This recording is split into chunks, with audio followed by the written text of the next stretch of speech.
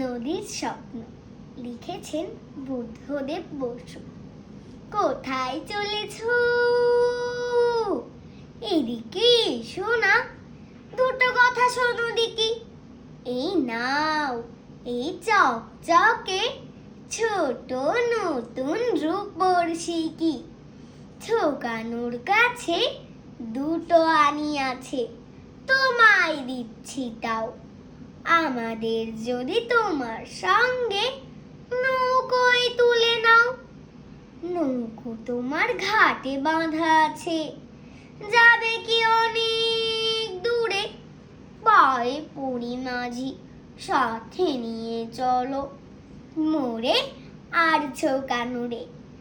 আমারে চেনো না, আমি যে কানাই, ছোকানু আমার বোন।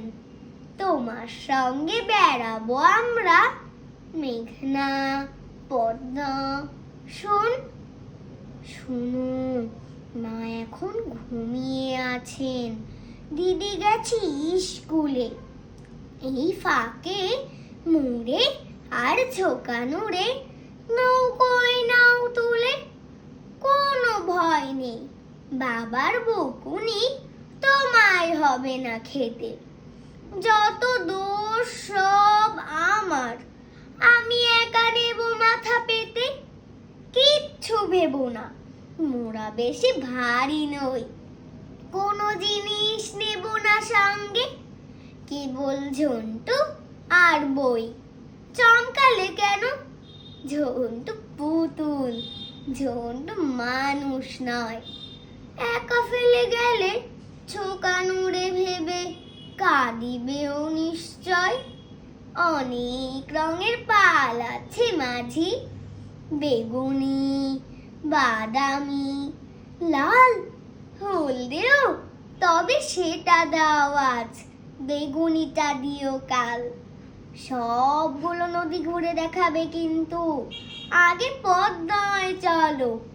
দুপুরের রোদে ঝলমল জল বয়ে যায় ছলো ছলো। শুয়ে শুয়ে দেখি অবাক আকাশ, আকাশ মস্ত বড়। পৃথিবীর সব নীল রং বুঝি সেখানে করেছে জড়ো। ঝাঁকে ঝাঁকে মেঘে ওই দেখো, পাখি উড়ে চলে যায় দূরে। উঁচু থেকে ওরা দেখিতে কি পায়, মুড়ে আর ছোকানুরে। ওটা কি? জেলের নৌকো, তাই তো, জাল টেনে তোলা দায়। রূপলি নদী, রূপলি ইলিশ, ইস চোখে ঝলসায়। ধন্যবাদ।